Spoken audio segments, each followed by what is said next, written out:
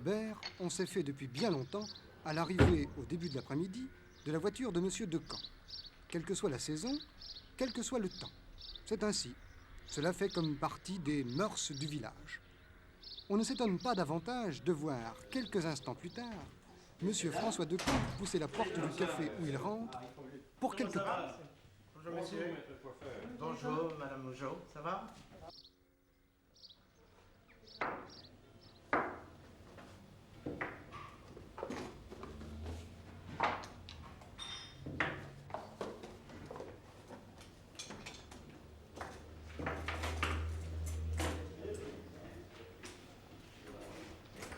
Ça fait combien de temps que vous venez? 30 ans. 30 ans tous les jeudis à la même heure, ponctuellement. Et je n'ai jamais pris de vacances. Comment ça s'est passé la première fois avec monsieur? Il y a 22 ans, la première fois que M. Decamp est venu, tout le monde l'attendait. Aussitôt, il a fait bonne impression, il a été adopté tout de suite. Et ses clients qui sont venus les premières fois viennent toujours vers lui. C'est plus des clients, c'est des amis.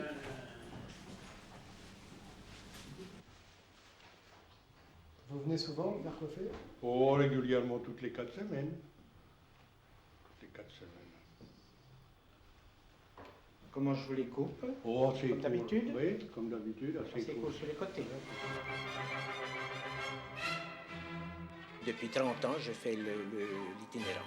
Parce que ici, à Messigny, il n'y avait pas assez de monde pour occuper un coiffeur toute la semaine. Hein. Alors j'ai fait ça. J'ai commencé d'aller dans les petits pays comme ça. Puis je me suis fait une clientèle comme ça. Pourquoi le coiffeur vient chez vous, monsieur le maire? Parce qu'il est une ancienne habitude, il venait au village, au café. Le café étant fermé momentanément, et il est venu donc chez moi, quoi, où tous ses clients venaient se faire couper à la maison, comme ils étaient habitués de le faire au café. Dans votre cuisine? Dans la cuisine, c'est bien plus sympathique. Hein? Disons qu'on est entre amis de toute façon, hein? C'est sans gêne. Vous venez régulièrement, là? Toutes les 4 semaines. Toutes les 4 semaines. Je viens pour ces clients-là, c'est tout. Parce que je remarque bien que ça ne vaut pas le coup de se déplacer, hein? Pour bien dire. Non, Enfin, c'est une gentillesse c'est qu'il une nous gentillesse, fait. Hein, parce que ça. depuis le temps que je viens, c'est plutôt entre amis que je viens, c'est pas pour... Vous voyez bien. Vous venez pour combien de clients, là? Comment? Vous venez pour combien de Oh, clients? ça dépend. Écoute, ça dépend. On ne peut pas tellement dire le nombre de clients. Des fois, il y a... Dans le temps, il y avait encore M. Fichon, ben, il est mort, ben, c'est encore fichu. Monsieur Oriono n'est pas toujours là. On n'est pas toujours là, et puis...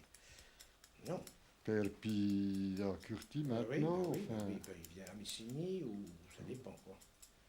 Enfin, c'est pas... s'il fallait compter là-dessus pour vivre, ben, je vous assure que ça... Hein, avec les frais de voiture, tout ça, mais c'est plutôt entre amis. Maintenant, on va trinquer. Voilà.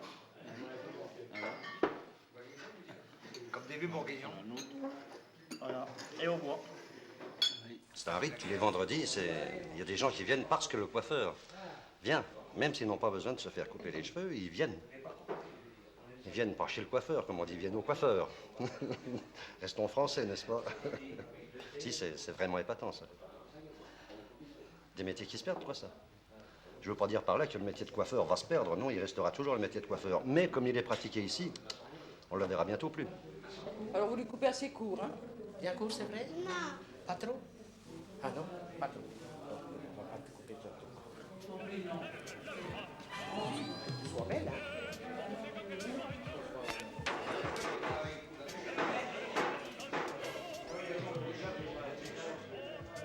En 40 ans de tournée, ce ne sont pas les anecdotes qui manquent.